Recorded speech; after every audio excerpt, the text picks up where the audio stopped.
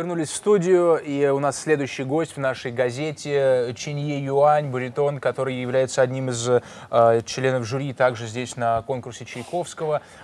Знакомый, я уверен, петербуржцам по совместной работе, по совместной коллаборации Мариинского театра и Пекинской оперы. Это был Евгений Онегин в прошлом сезоне. Мы переходим к нашему интервью. Nice to meet you, and I yelled you to James. Well, as you've seen, we've just had a clip of Tristan und Isolde conducted by Claudio Abbado with the Lucerne Festival Orchestra, an orchestra just filled with the most amazing musicians.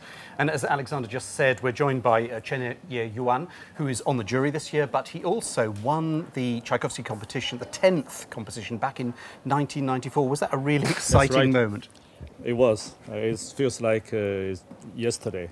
Glad to be here. В 1994 году наш гость был победителем конкурса Чайковского, и Джеймс спрашивает, ну как это было тогда, в 1994-м? Да как вчера, отвечает Chen-Ye Yuan. Ну просто вот как вчера, было здорово. So can you remember what your program was? How did you put it together? I think the rule is the same. Okay. After 21 years, the first round, I sing the aria from the Magic Flute, Papageno's aria, in the Medicine oder Weibchen. That's like the aria, for Baroque.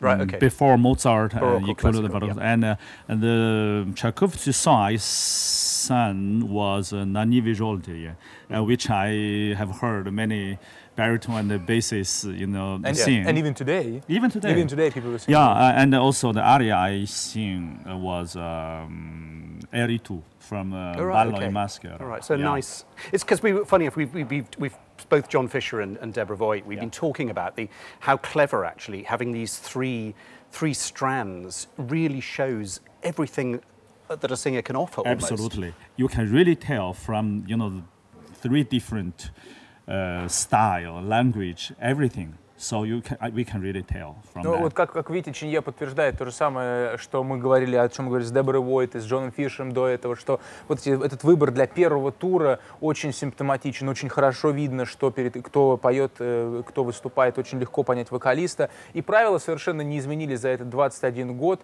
как вы, я уверен, поняли. It was Magic Flute? Да, была волшебная флейта Моцарта в первом туре у нашего гостя в 1994 году. После этого была песня «На ниве желтые опустились листья» Петра Ильича Чайковского, та самая, которую сегодня мы с вами уже слышали, мне кажется, дважды, или один раз вчера и один раз сегодня. В общем, немного изменилось, но вместе с тем, действительно, вот эта палитра дает возможность жюри многое оценить. Yeah. And one of the other things we've been talking about is the fact that this year there are a lot of singers from Russia, the old Soviet Union countries, but also South Korea, China. I mean, do you feel that there's a real resurgence of opera from where you come from? I mean, is there a renewed interest? Yeah, I think it's great. This art form, it's booming in China, Korea. These countries.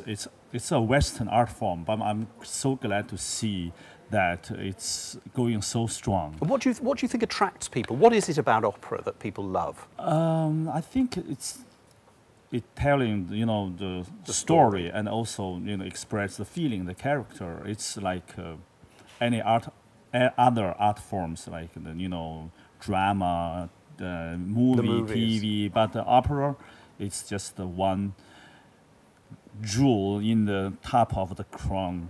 It's great. I'm so glad it's going so very strong in China. Вот это удивительная история, да, о которой мы только что с вами говорили, о влиянии оперы, о уходе оперы туда, на восток, и то, о чем говорит наш гость, что действительно сейчас бум оперный в Китае, бум оперный в Корее, потому что люди идут в оперу, люди очень много слушают, и несмотря и на то, что это западная форма искусства, все равно она очень сильно переживается, потому что все хотят увидеть и услышать эту историю, которую можно услышать и увидеть с помощью оперы. By the way, it's my usual question, мой традиционный вопрос. What are you looking personally as a jury member? What are you looking for? What are you trying to find in a competitor? Well, I think that 10% of the singers, it's definitely on the top. You can tell, and they are the major talent. So that's not hard to judge. But also the other 10 maybe, still need some time to work on. I think the majority of them, it's like 70 to 80% of the singers. And it's for the juries, I think for me, it's really hard to judge them. And because more or less they are the same level, and you have to listen to them very carefully and really trust your own instinct and trust your own ear and what you hear. But I think I started the competition from last March. I was one of the juries also for the DVD, for the video viewing. For the auditions, so I heard like 120 of singers and tried to listen to very carefully, and not only one or two pieces. I heard 5 pieces at least for each. And also I was in the audition round in Moscow. So for this time, I think I already have my own idea. I think, yeah.